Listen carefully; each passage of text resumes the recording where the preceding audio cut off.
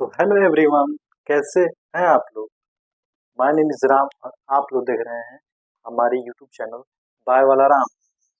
तो आज के इस वीडियो में हम लोग पढ़ने वाले हैं किसके बारे में, श्वसन का क्रिया विधि एवं और इसका क्या नियंत्रण। मतलब कि जो हम लोग श्वसन करते हैं उसकी क्रिया विधि क्या होती है और उस क्रिया विधि को नियंत्रण कौन और कैसे करता है। हम लोग पिछले 2 वीडियो में हम लोगों ने श्वसन के बारे में कुछ जानकारी को लिया है, थोड़ा बहुत उसके बारे में जाना है। तो आज के इस वीडियो में हम लोग क्या जानेंगे, श्वसन की क्रिया विधि और उसके नियंत्रण के तो बारे में। तो आइए शुरू करते हैं आज का टॉपिक। तो हम लोग जानते हैं कि श्वसन एक ऐसी क्रिया है जिसमें क्या होता है, वायु से हम लोग ऑक्सीजन को यानी कि O2 को बॉडी के अंदर लेते हैं और बॉडी से CO2 यानी कि कार्बन डाइऑक्साइड को अपने बॉडी से बाहर निकालते हैं। किसके द्वारा, नाक या मुंह के द्वारा क्या करते हैं, कार्बन डाइऑक्साइड को अपने बॉडी से बाहर निकालते हैं। और ठीक वैसे ही जब हमको ऑक्सीजन वातावरण से लेना होता है तो हम लोग अपने नाक और मुंह का प्रयोग करते हैं। तो आइए इस पे हम लोग चर्चा करते हैं किसके बारे में, श्वसन की क्रिया विधि के बारे में। जो श्वसन की क्रिया विधि है वो मेनली 2 चरणों में क्या होती है, कंप्लीट होती है। तो पहला होता है क्या, अतः श्वसन यानी कि सांस लेना। उसको हम लोग इंग्लिश में बोलते हैं इनहेलेशन, मतलब कि सांस को बॉडी के अंदर लेना, मतलब उसको क्या बोलते हैं, अतः श्वसन। वहीं दूसरे चरण की बात करें तो दूसरा होता है क्या, अछवास, मतलब कि सांस छोड़ना। जब हम लोग अपने बॉडी से CO2 मतलब कि कार्बन डाइऑक्साइड को अपनी बॉडी से बाहर निकालते हैं उसे क्या बोलते हैं, उच्छ्वास यानी कि एक्सहिबिशन। तो आइए हम लोग पहले चरण को देखते हैं, उसके बारे में जानते हैं। पहला चरण है अश्वसन।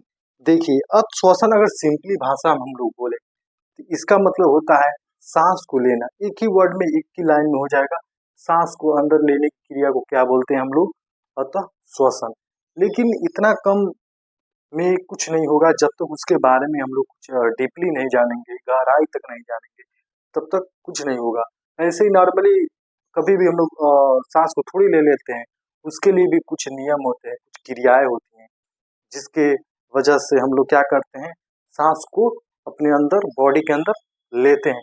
तो वो कौन सा समय होता है जब हम क्या करते हैं, सांस को अंदर लेते हैं। तो आइए जानते हैं। देखिए, अतः श्वसन में क्या होता है, जब अतः श्वसन की जब क्रिया करनी होती है तो उस टाइम क्या होता है, डायफ्राम और बाह्य इंटरकास्टल मांसपेशियां सिकुड़कर वक्ष गुहा का आयतन बढ़ाती है। मतलब कि जो डायफ्राम है, डायफ्राम हमने पिछले वाले वीडियो में डायफ्राम के बारे में आप लोगों को बताया था, उसमें एक पिक्चर के द्वारा दिखाया भी था। नहीं देखे हैं, नहीं वीडियो को देखे हैं तो फिर हम आज एक बार फिर से बता दे रहे हैं आपको। हमारी वीडियो पे एक पिक्चर दिख रही होगी, उसमें आप लोग देखेंगे क्या,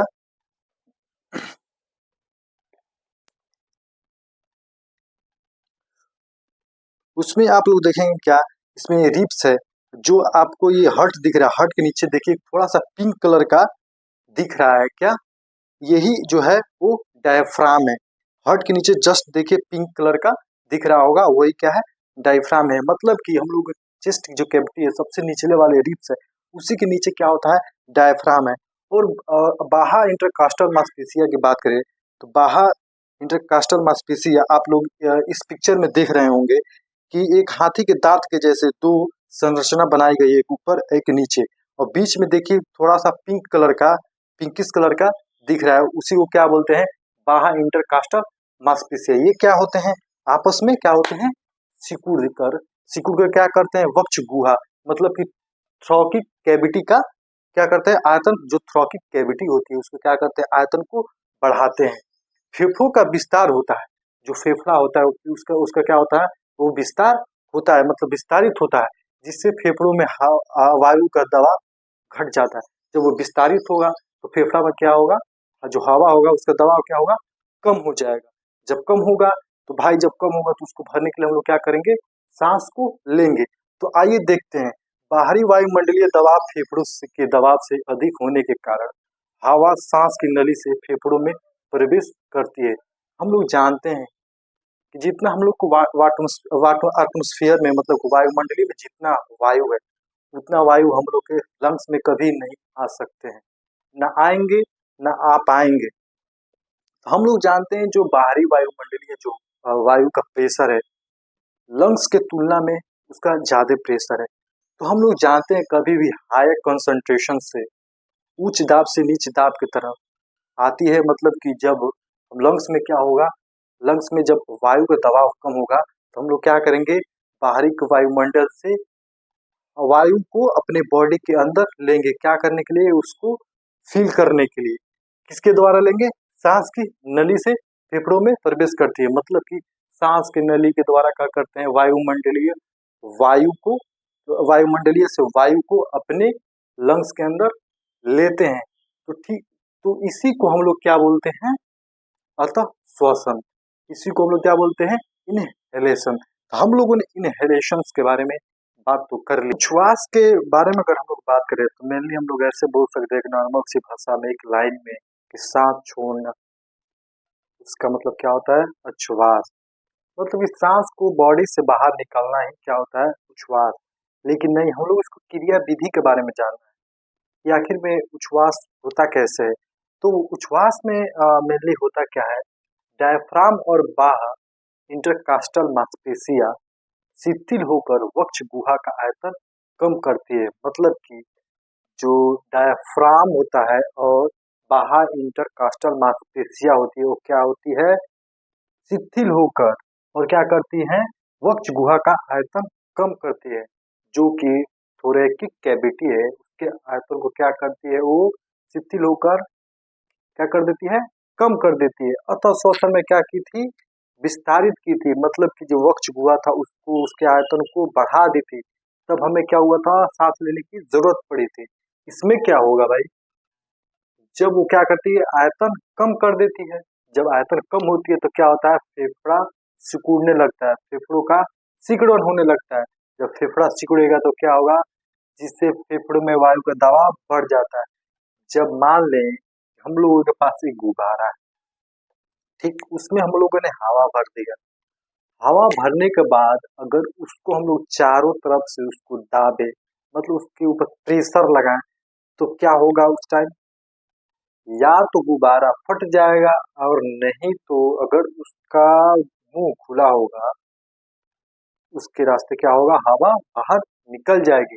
ठीक वैसे ही होता है, जब फेफड़े का जब आयतन कम होता है तो क्या होता है, फेफड़ों पे दबाव पड़ता है। दबाव पड़ने से उसके बाद क्या होता है, फेफड़ों में वायु का दबाव बाहरी वायुमंडलीय दबाव से अधिक होने के कारण हवा सांस की नली और फेफड़ों से बाहर निकल जाती है। हम लोग जानते हैं कि जब दबाव पड़ती है किस पे, फेफड़ों पे, तो क्या होती है, वायु का दबाव ज्यादा पड़ने लगता है फेफड़ों पे। किसकी तुलना में, वायु की जो तुलना में जो वायुमंडलीय की तुलना में जो वायु है, उसकी तुलना में क्या होता है, लंग्स में ज्यादा दबाव हो जाता है, किसका, वायु का। इसके कारण क्या होता है, जो सांस की नली है उससे क्या होता है, फेफड़ों से सांस की नली के द्वारा द्वारा फेफड़ों से वायु को बाहर निकाल दिया जाता है। इसी क्रिया विधि को हम लोग क्या कहते हैं, उच्छ्वास, यानी कि एक्सहेबिशन कहते हैं। तो हम लोगों ने अतः श्वसन देख लिया और उच्छ्वास देख लिया। अब हम लोग बात करें क्या, जब हम लोग सांस को लेते हैं या सांस को छोड़ते हैं, उसमें क्या होता है, गैसों का आदान प्रदान होता है। हम लोग मेनली जब एटमॉस्फेयर से या वातावरण से डायरेक्ट जो O2 ले लेते हैं, वो डायरेक्ट O2 लंग्स में जाने के बाद तुरंत क्या बॉडी में नहीं ट्रांसफर होता है। लंग्स में जाने के बाद वो क्या होता है, वायु कोशिका यानी कि एल्वियोली में जाता है।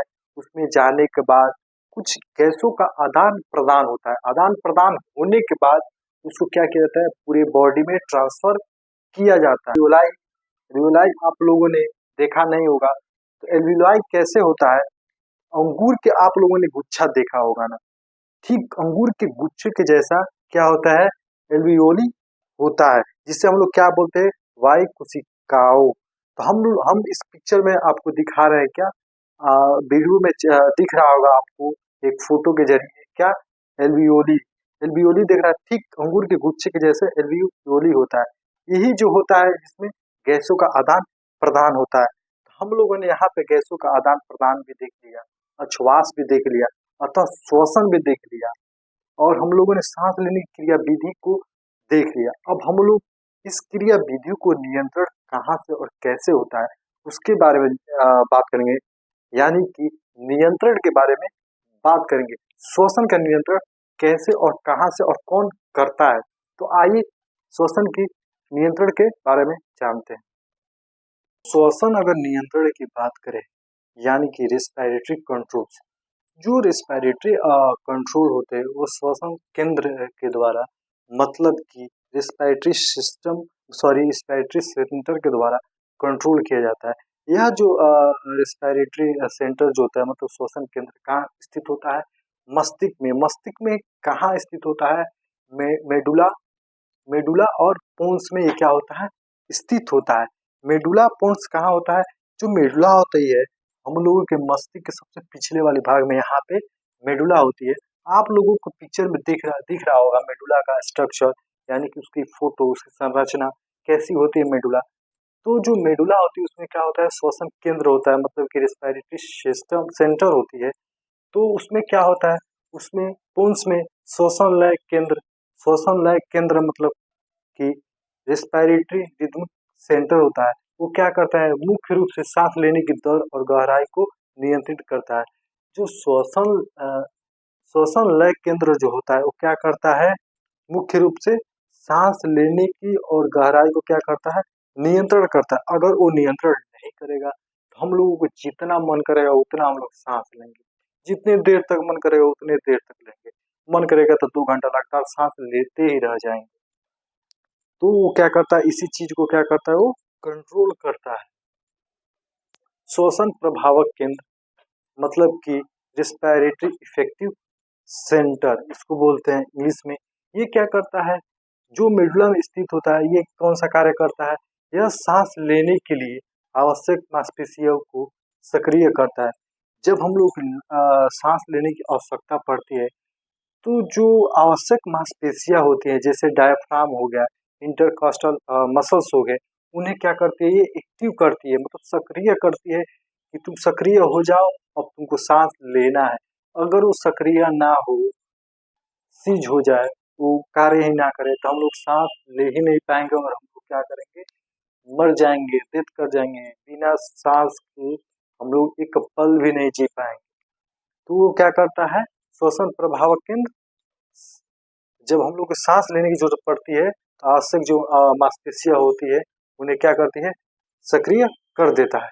तो हम लोगों ने इस वीडियो में पढ़ा है क्या, श्वसन का क्रिया विधि और उसका नियंत्रण। आज के लिए बस इतना ही। आपको ये हमारी वीडियो कैसी लगी है कमेंट बॉक्स में कमेंट करके जरूर बताएं, और हमारे वीडियो को लाइक करें। अगर आप हमारे इस चैनल पर नए हैं तो हमारे चैनल को सब्सक्राइब करें और अपने दोस्तों यारों के पास ही हमारी वीडियो को भेजें, ताकि वो भी कुछ हमारे वीडियो से पढ़े सीखे कुछ।